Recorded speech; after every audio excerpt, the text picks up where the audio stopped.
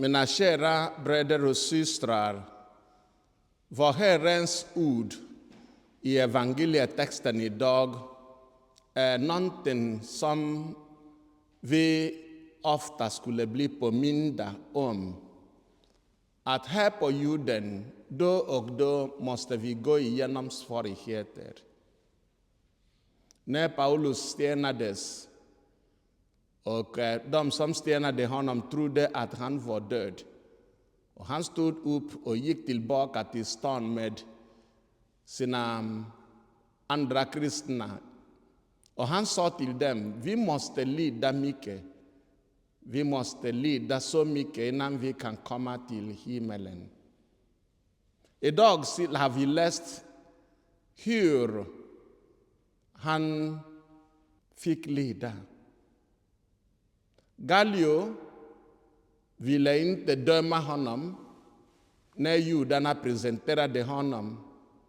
Gallio som inte hade tålamod att lyssna till deras religiösa argument sa bara om det var någonting som att han överträdde lagen eller han hade avbrutit lagen på något sätt, så skulle jag tala. Men om det handlar om namn och om argument om egen lag, jag vill inte blanda mig i.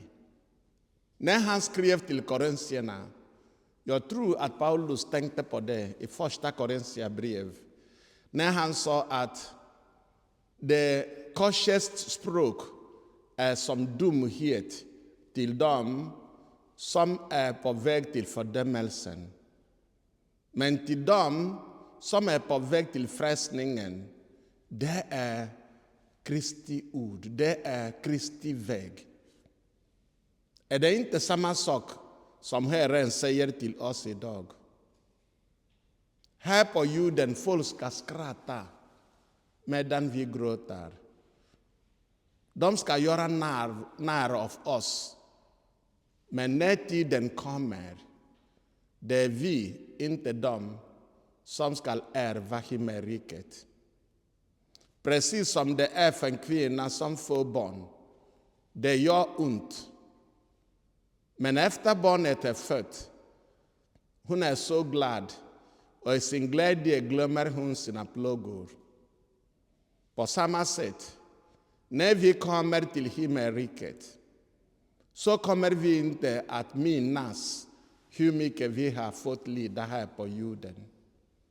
När vi firar heliga mässa, det är att sammanfatta allting som Kristus har lärt oss. Allting som apostlarna har lärt oss.